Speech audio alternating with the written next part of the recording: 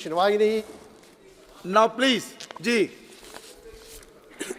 अधिष्ठाता महोदय, मैं आपका अत्यंत आभारी हूँ कि आपने संसद के समक्ष समेत सदन में महामहिम राष्ट्रपति के अभिभाषण के धन्यवाद प्रस्ताव पे जो हमारी बहन हिना गावित ने प्रस्तुत किया और बघेल साहब ने समर्थन किया, उसके समर्थन में आपने बोलने का अवसर दिया।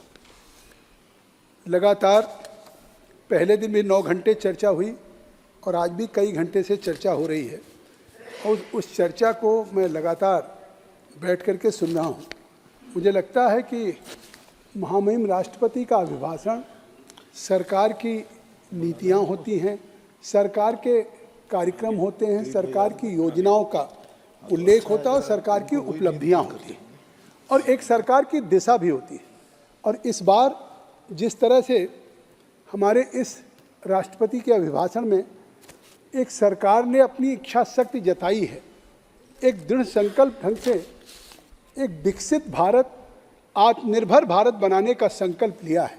मैं यही कह सकता हूं कि अभी तक इस सदन में कभी भी जो राष्ट्रपति के अभिभाषण होते थे तो सरकार की तरफ से वायदे होते थे, सरकार की तरफ से कुछ घोषणाएं होती थी, लेकिन मैं पहली बार देख रहा हूं और मैं धन्यवाद दूंगा अपनी सरकार को और प्रधानमंत्री मोदी जी को कि इस बार इस सदन के माध्यम से सरकार ने वायदा नहीं किया है, बल्कि सरकार ने एक गारंटी और संकल्प देने का काम किया है कि हम देश को विकसित भारत और आत्मनिर्भर भारत बनाएंगे। इसी सदन में क्या होता था, इस सदन में हमेशा चर्चा होती थी, चाहे सत्ता पक्ष के हों चाहे प्रतिपक्ष के हों, कहते थे कि 2 भारत है, एक ग्रामीण भारत है, एक शहरी भारत है।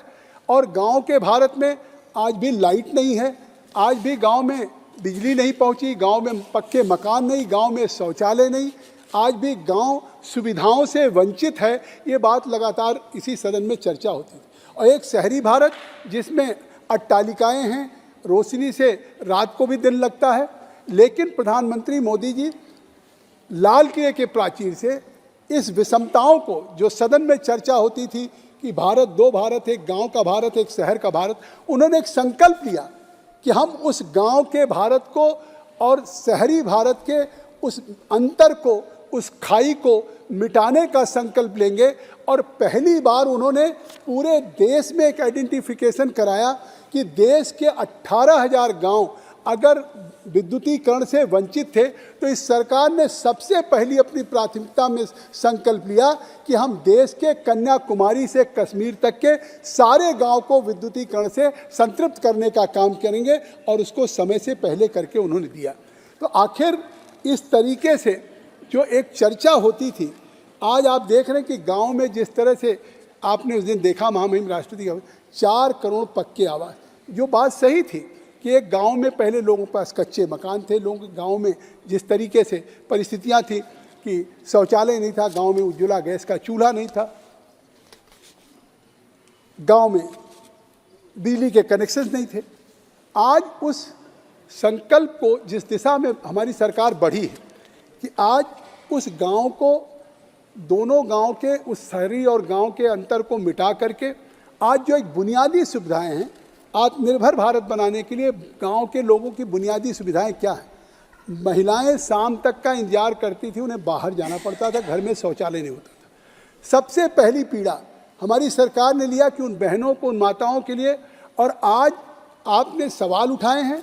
मैं कहता हूं कि कांग्रेस के माननीय सदस्य यहीं पे जब मूवर थे, गोगई साहब नहीं हैं, उन्होंने कहा ये अब लोकतंत्र का मंदिर ही नहीं रहा। उन्होंने सवाल उठाया कि ये ऐसे लग रहा कि जैसे सिंहासन पे प्रधानमंत्री जी बैठे हों। उन्होंने इस सवाल उठाया चेयर के फैसलों पे। मैं कहना चाहता हूं कि आज अगर लोकतंत्र का ये मंदिर है और अगर लोकतंत्र की आस्था होती तो आज मैं कांग्रेस पार्टी के जो नेता हैं राहुल गांधी, उनको जनता ने चुन करके इस सत्र के लिए भेजा है। अगर उनकी सजा हुई, सदस्यता गई, कोर्ट ने फिर से फैसला किया कि आप सांसद के रूप में अपने दायित्व का निर्वहन करेंगे, तो जिस समय भारत की लोकसभा का सत्र चल रहा हो तो वो सत्र के बजाय सैर करने का काम कर रहे हैं। तो ये लोकतंत्र के प्रति अगर आस्था है तो मुझे लगता है कि शायद ये निश्चित तौर से जो लोग लोकतंत्र में आस्था रखते हैं उनके लिए दुख का विषय होगा। आज इस लोकतंत्र में आप सवाल उठा रहे हैं, इस लोकतंत्र के इस मंदिर में अगर बिजनेस एडवाइजरी कमेटी ने कहा कि 12 घंटे हम महामहिम राष्ट्रपति के भाषण पे हम विचार करेंगे, आप देखिए पहले दिन भी फ्राइडे को भी 12 बजे से शुरू हुआ, 9 बजे रात तक हम लोग बैठे थे, 9 घंटे चला और आज भी 6 घंटे चलेगा। 15 घंटे सदन इस पे चर्चा कर रहा है और कांग्रेस की बेंच पूरी खाली पड़ी है, कोई भी एक सदस्य नहीं। एक सदस्य है, उन्होंने हाथ उठाया, मैं धन्यवाद देता हूं अपने भाई को कि एक सदस्य। ये है इनकी लोकतंत्र में आस्था। ये सवाल उठा रहे हैं। मैं कहना चाहता हूं कि आखिर जिस लोकतंत्र की बात कर रहे हैं, दुहाई दे रहे हैं, आज प्रधानमंत्री पे कह रहे हैं। प्रधानमंत्री जी ने आज जो पूरे देश में पहली बार पूरे देश के 2.5 लाख गांव में जो ये हमारी दिशा है सरकार की विकसित भारत, आत्मनिर्भर भारत बनाने की, तो आखिर विकसित भारत कैसे होगा? आज भी गांव में कोई पात्र व्यक्ति अगर वो आवास से वंचित रह गया है, गांव में कोई पात्र व्यक्ति अगर अभी भी उसके घर में क्लीन एनर्जी नहीं है और उज्ज्वला से वंचित रह गया है, अगर अभी भी कोई परिवार, चाहे नॉर्थ ईस्ट का कोई गांव हो, चाहे कोई झारखंड के किसी आदिवासी इलाके का हो, या चाहे साउथ के किसी तमिलनाडु कोचीन के किसी गांव में अगर आज भी कहीं शौचालय नहीं है, तो वो केवल ऑनलाइन रजिस्ट्रेशन कर दे, शौचालय का पैसा उसके खाते में चला जाएगा। तो जिस तरीके से आज ये विकसित भारत संकल्प यात्रा की बात ये इसलिए हो रही है कि विकसित भारत संकल्प यात्रा पूरे देश के 2.5 लाख गाँव में जो आज मोदी की गारंटी है, मोदी की वो वैन नहीं है, वो गारंटी है। और शायद उसमें गए नहीं होंगे, मैं भी 64 विकसित भारत संकल्प यात्रा पे गया। ये कह रहे थे कि इन योजनाओं में कमीशन, अरे आप तो स्वयं महसूस करिए कि पहले आपके प्रधानमंत्री कहते थे हम 1 रुपया भेजते हैं 15 पैसा पहुंचता है, और आज डीबीटी से जिस तरह से हम डायरेक्ट बेनिफिट ट्रांसफर में खाते में भेज रहे हैं, अगर 1 रुपया भेजते हैं तो 1 रुपया लाभार्थी के खाते में पहुंचाने का काम मोदी की सरकार करती है। आज इस सदन में अब चर्चा होती है कि दुनिया में 2 तरह के देश हैं, एक विकसित देश है और एक विकासशील देश है। तो डेवलपिंग कंट्री की बात हो रही है, एक डेवलप्ड कंट्री की बात हो रही है। बिल्कुल सही है। आप देखिए इसी देश में जब कोविड की वैश्विक चुनौती आई तो उस समय ऐसी परिस्थितियां थी कि पीपी किट हम नहीं बनाते थे, उस समय वेंटिलेटर नहीं बनता था, इनके 95 चाइना से मंगाते थे। हमारे इंडियन काउंसिल मेडिकल रिसर्च ने कहा सब स्टैंडर्ड दे रहे हैं। उसी समय प्रधानमंत्री जी के मन में आया कि अब भारत को आत्मनिर्भर भारत बनना पड़ेगा, और भारत को आत्मनिर्भर भारत बनाने के लिए न केवल उन्होंने कदम उठाए, और आज देश में जहां हमारी संज्ञा पहले पाकिस्तान, श्रीलंका, बांग्लादेश, नेपाल के साथ होती थी डबलिंग, आज वो भारत दावोस के आर्थिक सम्मेलन में भी प्रधानमंत्री नरेंद्र मोदी को उद्घाटन के सत्र के लिए बुलाया जाता है। आज भारत की स्थिति ये पहुंची है। आज भारत को आप डेवलपिंग और डेवलप कंट्री से हम आंकड़े देना चाहते हैं कि आज भारत किस तरीके से जो विकसित देश हैं, आखिर विकसित देश क्या होते हैं? विकसित देश अपनी ज़रूरत की चीज़ों को, बुनियादी सुविधाओं को पूरा करके और दूसरे देश की भी मदद करें। विकासशील देश वो अपनी आवश्यकताओं के लिए भी दूसरे देश पे मुनस्सर रहें, निर्भर रहें, वो डेवलपिंग कंट्रीज कहलाती है।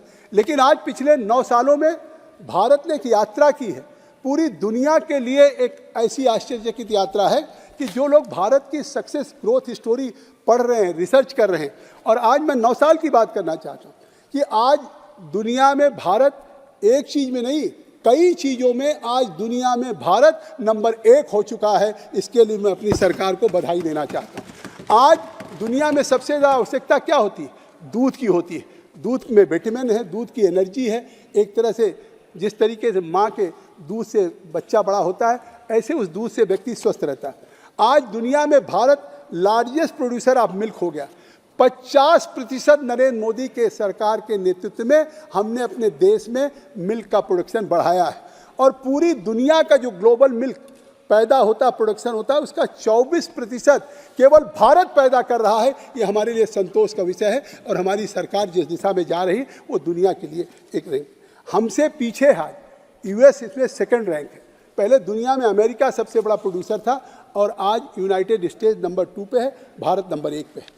आज जो मोटे अनाज की बात हुई, जिस तरह से प्रधानमंत्री जी ने आज योगा के लिए कहा, पूरे यूनियन ने और पूरी दुनिया ने उसको स्वीकार किया, इंटरनेशनल योगा डे कि उनको जिस तरीके से हो रहा, उसी तरीके से पिछले साल उन्होंने कहा इंटरनेशनल ईयर ऑफ मिलेट हो, कि मोटे अनाज जो किसी को स्वस्थ रहने के लिए, जीवन के लिए ज़रूरी है, तो वो दुनिया में आज मिलेट जो मोटा अनाज है वो भी दुनिया में हम नंबर 1 हैं। आज इंडिया जो दुनिया में पैदा कर रही है 170 लाख टन मिलेट हम दुनिया में पैदा करके नंबर 1 पे भारत हो रहा है। ये भारत के लिए उपलब्धि है, ये भारत की उपलब्धियाँ।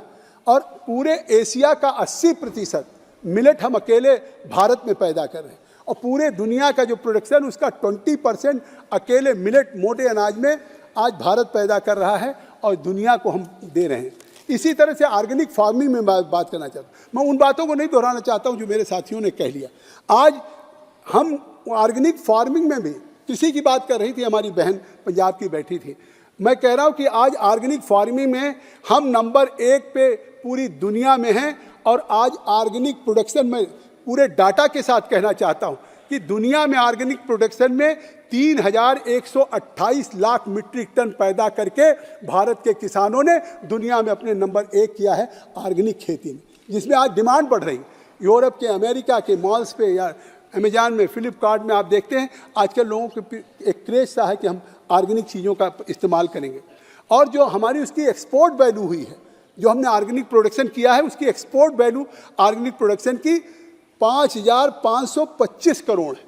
हमने, हमारे किसानों ने खेती से, ऑर्गेनिक खेती से 5,525 करोड़ कमाया। और ये दुनिया का 30% of the world organic producers are in India.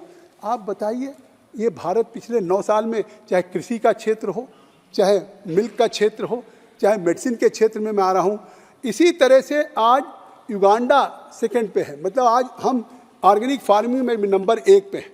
और आज फार्मास्यूटिकल, जहाँ पहले हम कोई बीमारी हो जाती थी, जापानी इंसेफ्लाइटिस हो गया, एक्यूट इंसेफ्लाइटिस सिंड्रोम हो गया, तो उसके लिए हम जापान से वैक्सीन मंगाने की बात करते थे। हमारे यहाँ हज़ारों बच्चे उस मस्तिष्क ज्वर से, जापानी बुखार से मर जाते थे।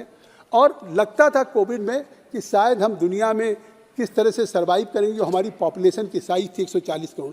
लेकिन आज 9 सालों में मैं धन्यवाद दूंगा कि प्रधानमंत्री ने जिस तरीके से, मोदी जी ने वैज्ञानिकों को प्रोत्साहित किया, प्रयोगशालाओं तक चल करके गए, न केवल उस हमारे कोविड के 2 वैक्सीन को निकालने का काम किया, कोविशील्ड हो या कोवैक्सीन हो। आज दुनिया में उन्हीं वैज्ञानिकों ने, उन्हीं प्रयोगशालाओं ने हमको फार्मास्यूटिकल प्रोडक्शन में भी 3rd रैंक कर दिया है। ये विश्व में हमारे लिए इससे बड़ी चीज़ कोई नहीं हो सकती। हम कहना चाहते हैं कि, और इसके कि आज हमारी जो दुनिया की करंट मार्केट साइज है वो हमारी 50 बिलियन $। है। आज हम केवल यूनाइटेड स्टेट्स और चाइना से पीछे हैं, 3रे नंबर पे हैं। कल तक तो हम कहते थे फ्रेजाइल 5 हैं। तो भारत के बारे में कहा जाता था कि बनाना, मानवर मैं 2 मिनट और ले लूँगा, ये बनाना रिपब्लिक है। और आज आप देखिए कि जिस तरीके से US चाइना से हम आगे जा रहे हैं, इसी तरीके से रिन्यूएबल एनर्जी में, मानवर आज रिन्यूएबल एनर्जी में हम 4th पे हैं विंड पावर कैपेसिटी में, 5th पे हैं सोलर पावर कैपेसिटी पे, नॉन फॉसिल 81 गीगावाट से बढ़ के हम 188 गीगावाट पे होंगे। तो आज आप देखिए सोलर एनर्जी में दुनिया में हम 3रे और 4थे नंबर पे हैं आज दुनिया में हम। क्योंकि ग्लासगो के पेरिस की कॉन्फ्रेंस की बात नहीं करता हूं कि 2070 तक नेट जीरो कार्बन इमिशन के लिए जब डोनाल्ड ट्रंप अलग हो गए तो उस समय पूरी दुनिया में लोगों को लगा क्लाइमेट चेंजेस, ग्लोबल वार्मिंग के खिलाफ कौन नेतृत्व करेगा। तो दुनिया में डोनाल्ड ट्रंप के अलग होने के बाद किसी ने नेतृत्व किया है तो भारत के प्रधानमंत्री नरेंद्र मोदी ने नेतृत्व किया है उस ग्लासगो में, और पेरिस में फिर से जो बाइडेन को जुड़ना पड़ा।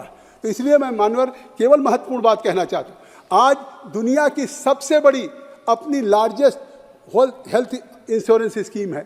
आज़ादी के बाद किसी ने नहीं सोचा आज गरीब को किस तरीके से अपनी दहलीज पे इंडिया रगड़ रगड़ के मर जाता था कि हमारी गरीबी नसीब है, वो दवा नहीं करा सकता था, खेत रहन रख करके मंगलसूत्र गिरवी कर रख के भी नहीं करा सकता था। और आज हर व्यक्ति के हाथ में 5 लाख रुपए की दवाई की गारंटी हो, वो आयुष्मान कार्ड नहीं है बल्कि देश के किसी अस्पताल में उसकी ज़िंदगी की सलामती की वो उसके लिए कैश है, उसके लिए 5 लाख उसके हाथों में। तो इस तरीके से 30 करोड़ आयुष्मान, इतने बड़े देश में ओबामा ने मेडिकेयर दिया था, कह रहे थे कि अमेरिका ने अपने लोगों को एक मेडिक्लेम दिया है, मेडिकेयर दिया, और आज भारत में दुनिया की सबसे बड़ी आयुष्मान गारंटी आई है। आज हम काइंडली देखिए समाप्त कि कीजिए। 2 मिनट बस 2 मिनट। टेक्सटाइल में आप देख लीजिए, मैं कोई बातें वो दोहरा नहीं रहा हूँ जो हमारे साथियों ने कह लिया कि आज दुनिया में टेक्सटाइल में हम आज सेकेंड लार्जेस्ट प्रोड्यूसर हैं। तो आप सोचिए कि टेक्सटाइल हो या और हो, और India accounts of 60% of global vaccine production. दुनिया का 60% वैक्सीन भारत बना रहा है। ये भारत के लिए फख्र बहुत की बहुत बात है। धन्यवाद। और 2 मिनट कहा तो 2 मिनट तो दे दें मानव। और आज जिस तरीके से जेनरिक मेडिसिन जो आज आयुष के हमारे जो मंत्रालय बना, उस आयुष मंत्रालय में हर डिस्ट्रिक्ट हॉस्पिटल मेडिकल कॉलेज में सस्ता दवा हो, गरीब को हो, ये भी प्रधानमंत्री की सोच थी। एक गरीब व्यक्ति की जो प्रधानमंत्री के पद पे आए देश की जनादेश से, उसी के मन में सोच हो सकती है कि हर व्यक्ति सस्ते से सस्ती दवाई खरीद के अपनी ज़िंदगी की हिफाजत कर सके। और आज वो उस जेनरिक मेडिसिन में ग्लोबली हमने 20% का शेयर ऑक्यूपाई कर लिया है। इस तरीके से मैं कहना चाहता हूँ। मैं जीडीपी की बात करता हूँ। हमारी बहन कह रही थी कि महिलाओं में हमने क्या किया, महिलाओं के एम्पावरमेंट के लिए क्या किया। अरे इन्फेंट्री में एकेडमी में बात समाप्त कीजिए, बहुत सारे स्पीकर हैं। दिया, फाइटर पायलट के रूप में दिया, नारी बंधन अधिनियम के रूप में दिया। आज देश की दुनिया के लोग मोदी को केवल प्राइम मिनिस्टर नहीं समझते हैं, दुनिया के लोग उनको स्टेट्समैन देख रहे हैं। 2 घंटे मैंने स्टूडेंट्स की चर्चा को सुना, मुझे लगा कि ये स्टूडेंट्स के लिए गाइड हैं, यूथ के लिए मेंटर हैं और महिलाओं के लिए समाज सुधारक हैं। पूरी दुनिया इनको इस बात के लिए याद करेगी। और आप देखिए जीडीपी का आप रेट कि आज ये कहते हैं कि ये आंकड़े, अरे ये हमारे नहीं, अभी तो आपने कहा नीति आयोग ने कह दिया कि 25 करोड़ गरीबी से बाहर निकल गए। ये तो IMF का डाटा है, वर्ल्ड बैंक का है, स्टैंडर्ड एंड पुअर का है कि आज हमारे पिछले 2 क्वार्टर में 7.5% हमारी ग्रोथ रेट है। India is becoming one of the fastest growing economy in the world. It is a matter of pleasure and proud for us. और इसके लिए भी ये नहीं कहेंगे कि ये इतनी बड़ी उपलब्धि है। आज दुनिया में हम चाइना को छोड़ चुके। यूएस की जीडीपी 5.2% उनकी ग्रोथ रेट है, चाइना की 5% है, रसिया की 5.5% है, और जो ब्रिक्स देश हैं, ब्राजील जिसमें रसिया, इंडिया, चाइना सब है, उसका एवरेज 3%। बहुत बहुत धन्यवाद। कितना मैं दूसरे स्पीकर का नाम अनाउंस करता हूं। बस 1 मिनट कंक्लूड। जबकि पूरी दुनिया की संस्थाओं ने कहा था कि साहब केवल भारत की 5 से 5.5% से ऊपर जीडीपी नहीं जाएगी। तो दुनिया की भी एक्सपेक्टेशंस को आज मोदी सरकार ने साबित कर दिया कि जितना दुनिया सोच नहीं सकती, उससे ज़्यादा भारत आगे चल करके जाएगा। और निश्चित तौर से बहुत बहुत धन्यवाद। विकसित भारत बनेगा, आत्मनिर्भर भारत। जयदेव गल्ला। धन्यवाद आपने समय